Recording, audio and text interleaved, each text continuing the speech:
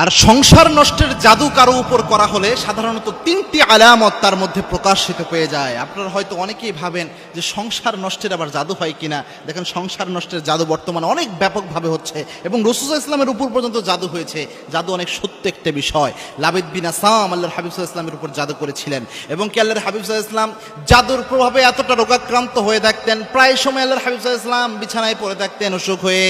আবার আল্লাহর হাবিব সাল্লাল্লাহু আলাইহি ওয়াসাল্লাম নামাজের যখন সূরা পড়তে দাঁড়াতেন অনেক সময় সূরা ভুলে যেতেন, প্রায় সময় এক একটা জিনিস আল্লাহর হাবিব সাল্লাল্লাহু আলাইহি ওয়াসাল্লাম ভুলে যেতেন।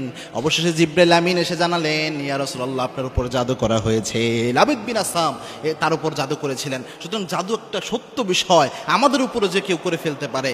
তিনটি আলামত যদি আপনি দেখেন তাহলে বুঝতে পারবেন যে হয়তোবা এমন জাদু করা হয়েছে। যেহেতু এক ভাই প্রশ্ন করলেন যে সংসার নষ্টের জাদু হলে কি কি হয়, তার মধ্যে এক নাম্বার যে আলামতটা সেটা হচ্ছে, যদি এমন দেখেন পারিবারিক জীবন পরিচালনার ক্ষেত্রে যে আপনার স্ত্রী নরম সরম মেজাজের মানুষ ছিল, অত রাগী মেজাজ বদমেজাজি মানুষ ছিল না, কিন্তু ওই স্ত্রী হঠাৎ করে কি যেন হয়ে গেল, অনেক বদমেজাজি হয়ে গেছে, কথা বললেই রেগে উঠে, যে কোনো কিছুতে রাগ করে, অনেক চিল্লাফাল্লা করে, এরকম আচরণ স্বাভাবিক তবিয়ত ন্যাচারাল যে মেয়েদের বৈশিষ্ট্য এটা থেকে বের হয়ে এসে অনেক রাগী মেজাজি হয়ে গিয়েছে, তাহলে বুঝতে পারবেন হয়তোবা এটা জাদুর প্রভাব হতে পারে, অথবা যে কেউ তাবিজ করতে পারে, এরকম কোনো কিছু হয়ে যেতে পারে।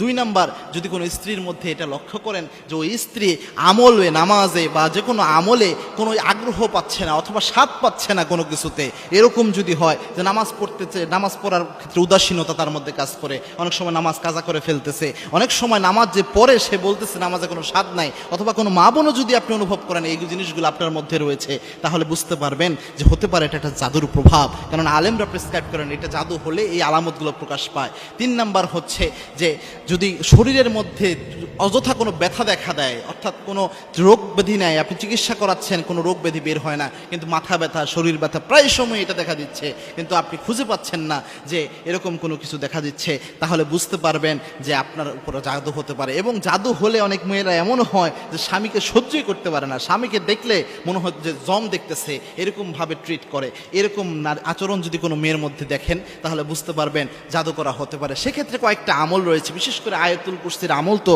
অবশ্যই করবেন, 3 কুলের আমল অবশ্যই করবেন, সূরা বাকারার শেষ 3 আয়াত অবশ্যই পড়বেন, এরপরে সূরা হাসরের ওই আয়াতগুলো পড়বেন, এরপরে সূরা মুমিনুনের শেষ 4 আয়াত পড়বেন। এর পাশাপাশি একটা দোয়া সকাল সন্ধ্যা 3 বার পরে শরীরে ফু দিবেন। কোনো জাদু থাকলে আল্লাহ রাব্বুল আলামিন সেটা নষ্ট করে দিবেন। আল্লাহর হাবিব সাল্লাল্লাহু আলাইহি ওয়াসাল্লাম জানিয়েছেন, কোনো ব্যক্তি যদি সকাল সন্ধ্যা 3 বার শুধু পড়তে পারে বিসমিল্লাহিল্লাযী লা ইয়াদুররু মা ইসমিহি শাইউন ফিল আরদি ওয়ালা ফিস সামা ওয়া হুয়াস সামিউল আলিম, আল্লাহর হাবিব সাল্লাল্লাহু আলাইহি ওয়াসাল্লাম বলেছেন এই দোয়াটা যদি কোনো ব্যক্তি পড়তে পারে ওই ব্যক্তির দায়িত্ব স্বয়ং আল্লাহ নিজ হাতে গ্রহণ করে নেয়। সুতরাং এই আমল করবেন, ইনশাআল্লাহ জাদু থাকলেও আল্লাহ রাব্বুল আলামিন নষ্ট করে দিবেন।